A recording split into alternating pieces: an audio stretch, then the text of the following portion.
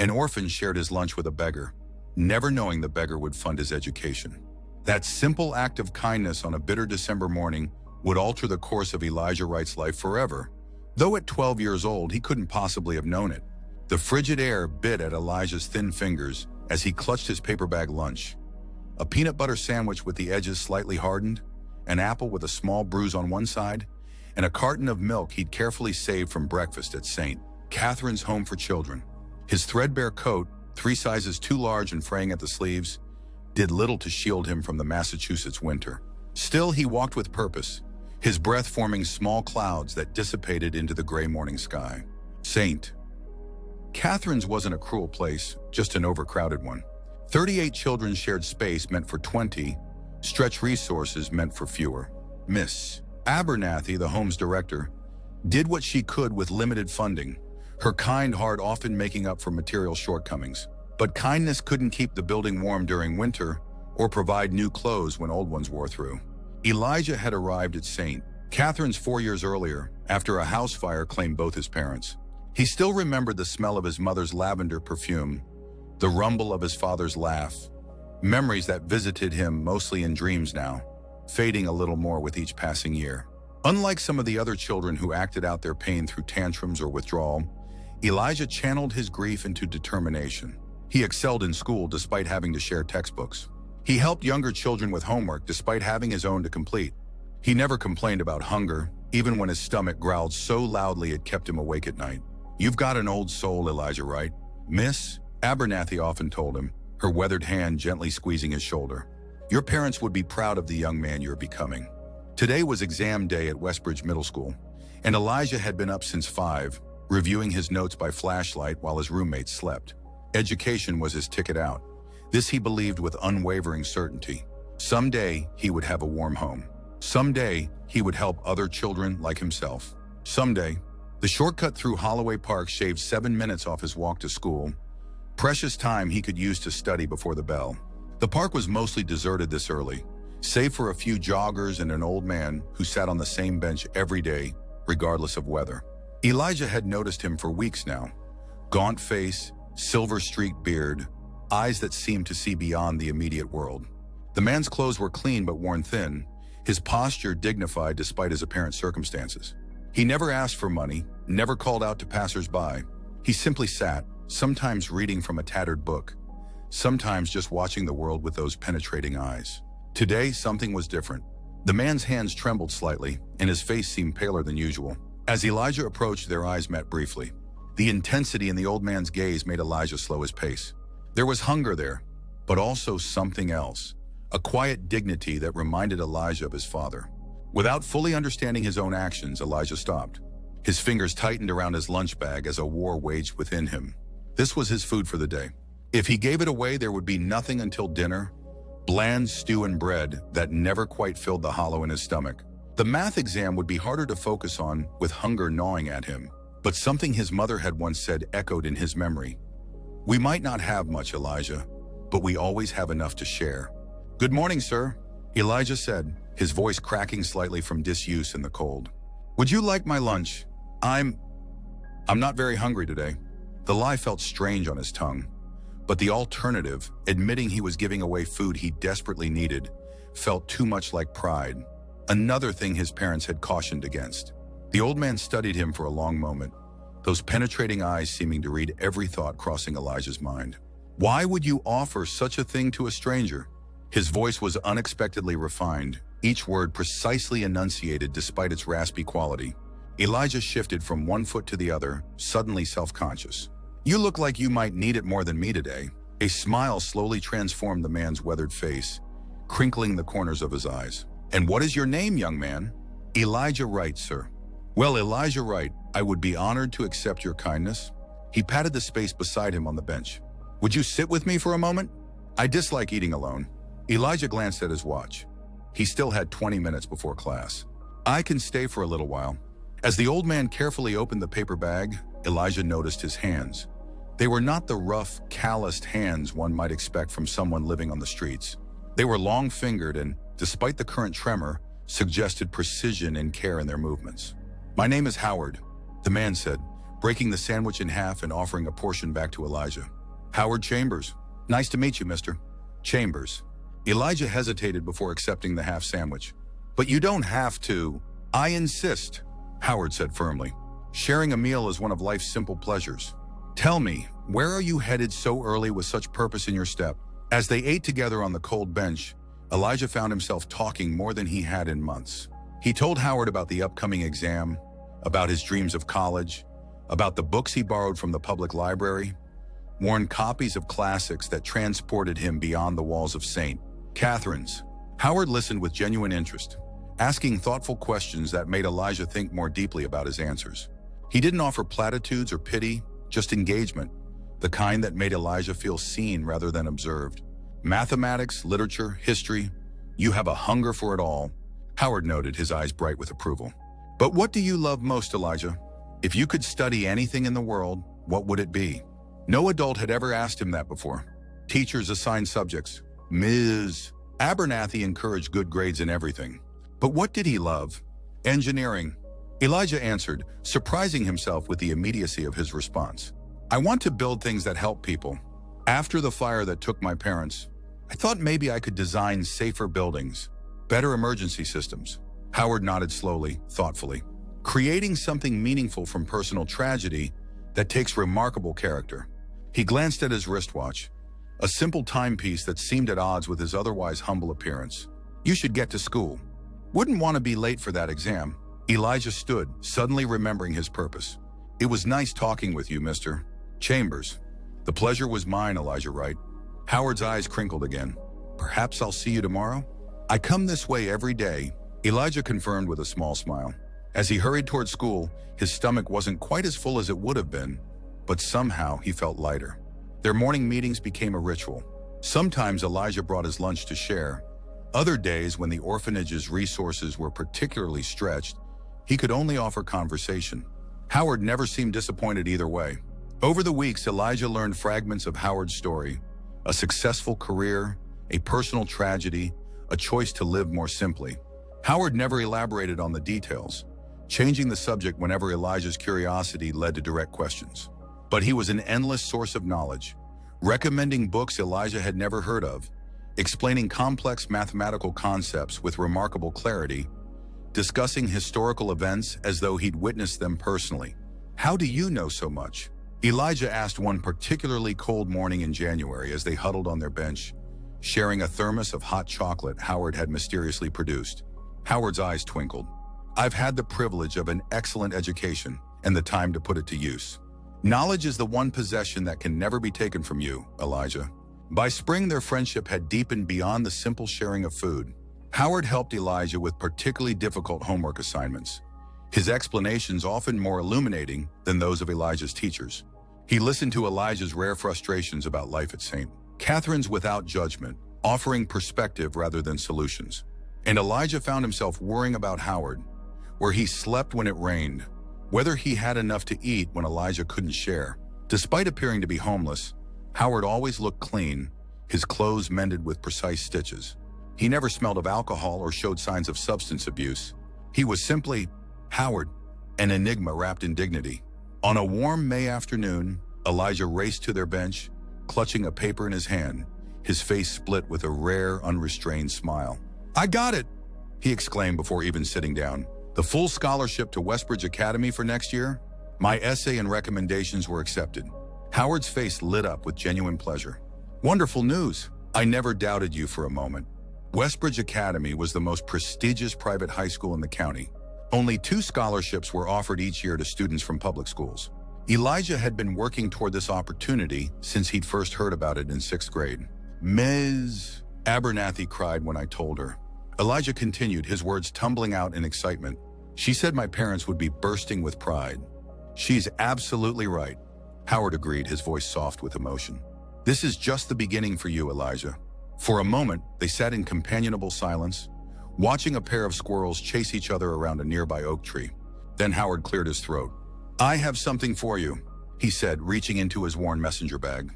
"A small token to celebrate your achievement." He pulled out a book, not a tattered library copy or a dog-eared paperback, but a new hardcover edition of Principles of Engineering Design. Elijah took it with reverent hands, the weight of it substantial, the cover smooth and unblemished. How did you? He began, then stopped, suddenly uncomfortable with the question. Howard waved away his concern. An old friend owed me a favor. Open it. Inside the front cover, Howard had written in elegant script, "To Elijah Wright, whose kindness and determination will build a better world. Your friend, Howard Chambers." Tears pricked at Elijah's eyes. No one had given him a new book since his parents died. The thoughtfulness of the gift, perfectly aligned with his deepest interests, overwhelmed him. "Thank you," he whispered, unable to find more adequate words. Howard squeezed his shoulder gently. "You've given me far more than you know, my young friend." Summer arrived with sweltering heat that made their bench meetings briefer, but no less meaningful. Elijah had taken a part-time job shelving books at the public library, earning a small stipend that would help with school supplies for Westbridge Academy. Howard continued to appear each morning, though sometimes he seemed tired, his normally perfect posture slightly stooped. One August morning, Howard wasn't at their bench. Elijah waited 30 minutes, unease growing with each passing moment.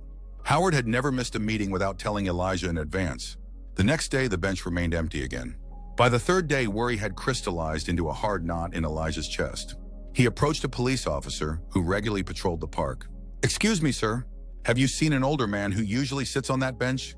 Gray beard, well-spoken, carries a messenger bag." The officer shook his head. "Can't say that I have, son." "Is he a relative? A friend?" Elijah replied, the word inadequate for what Howard had become to him. "He's been there every day for months and now he's gone. People who live on the streets move around," the officer said not unkindly. "Maybe he found a shelter or moved to another part of town." But Elijah knew better. Howard wouldn't have disappeared without a word. Something was wrong. For the next week, Elijah searched. He checked the local homeless shelter, asked at the public library where Howard sometimes spent afternoons reading, even convinced Ms. Abernathy to drive him to the hospital to inquire about recently admitted elderly men. No one matching Howard's description had been seen. By the time school started at Westbridge Academy, Elijah had accepted that Howard was gone. The loss sat heavily in his chest, a dull ache that flared whenever he passed their bench or encountered a particularly interesting fact he would have shared with his friend. Westbridge Academy was everything Elijah had hoped for and more. The classrooms were well-equipped, the teachers passionate, the library vast. His scholarship covered tuition and books, but Elijah still felt the gulf between himself and his wealthy classmates. In their casual references to family vacations, in their designer clothes, in their easy confidence that came from never having to worry about basic needs. He worked twice as hard, stayed twice as long in the library, determined to prove he belonged. Some nights he would open Howard's book, tracing the inscription with his finger, drawing strength from the memory of the man who had believed in him without reservation. 3 months into the school year, Ms. Abernathy called Elijah into her office, her expression unreadable. "There's someone here to see you," she said, an unusual edge to her voice. In the visitor's lounge. Elijah's heart leapt, Howard, but the hope died when he entered the lounge. Instead of his friend, a woman in a crisp suit stood by the window, her back to him. When she turned, Elijah was struck by her resemblance to someone he couldn't quite place. Something in the eyes, the way they seemed to look straight through surface appearances. "Elijah Wright?" Her voice was businesslike but not unfriendly. "My name is Eleanor Chambers. I believe you knew my father, Howard." The world seemed to tilt slightly. "Your father? Is Howard?" Her expression softened. "He passed away 6 weeks ago. Pancreatic cancer. He was diagnosed over a year ago." The room suddenly felt too small, the air too thin. Howard had been dying all those months they'd shared lunch on that park bench. The trembling hands, the days when he seemed especially tired. It all made terrible sense now. "I'm sorry." Elijah managed, unsure if he was offering condolences or apologizing for not somehow knowing, for not doing more. "Thank you." Eleanor gestured to the couch. "May we sit?" "There are some things my father wanted me to discuss with you." In a daze, Elijah sat. Eleanor opened a leather portfolio and removed several documents. "My father was a rather unusual man," she began, a hint of fond exasperation in her tone. "Brilliant, successful, stubborn to a fault. He built one of the largest engineering firms in New England, then walked away from it all after my mother died." Elijah listened, pieces of Howard's mysterious past beginning to fall into place. He couldn't bear to be in their house, in his office, surrounded by the life they'd built together. So he simplified, moved into a small apartment near the park, gave away most of his possessions. started spending his days reading on a bench, watching people, reconnecting with what he called the world beyond boardrooms. But Elijah hesitated. I thought he was homeless. Eleanor's laugh held no malice, a deliberate misunderstanding he never corrected. Dad found that people treated him differently when they thought he had nothing. It fascinated him, this shift in human interaction. Her expression grew serious. Then he met you. She handed Elijah an envelope. He wrote this for you before he died. And this, she placed a folder beside it, is what he wanted me to explain. With trembling fingers, Elijah opened the envelope first. My dear young friend, Howard's elegant handwriting began. If you're reading this, our morning conversations have come to their end. I regret the abruptness of my departure. It was never my intention to disappear from your life without explanation. Some journeys, however, cannot be delayed.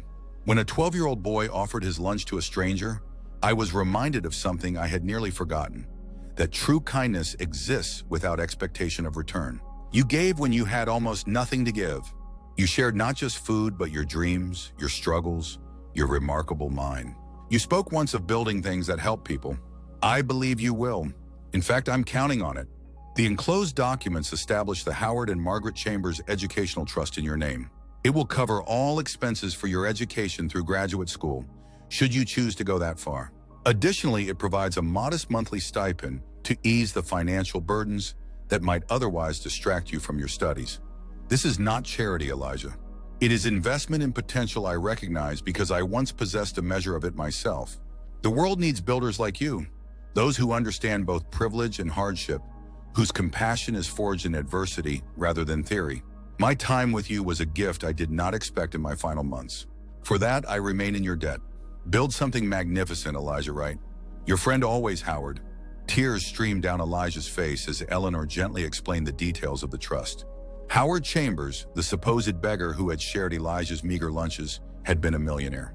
The founder of Chambers Engineering, a man who could have funded Elijah's education with the equivalent of pocket change. Why didn't he tell me? Elijah asked, his voice raw. Why pretend? Eleanor's eyes, so like her father's, held compassion. Would you have treated him the same way if you'd known? The question hung in the air, unanswerable yet perfectly clear. Their friendship had been built on the level ground of two people sharing what little they thought each had. No power imbalance, no uncomfortable awareness of vast inequality, just two human beings connecting through conversation and kindness. The trust has specific conditions. Eleanor continued after a moment. My father was quite adamant about them. First, you must maintain good academic standing. Not excellence, just honest effort. Second, you must contribute to your community through service hours of your choosing. And third, her voice softened, you must take lunch to the park bench once a month and share it with someone who looks like they could use a friend. Elijah looked down at the letter in his hands, at the precise handwriting of a man who had changed his life through the simple act of accepting a sandwich from a boy who had little else to give. I can do that, he whispered.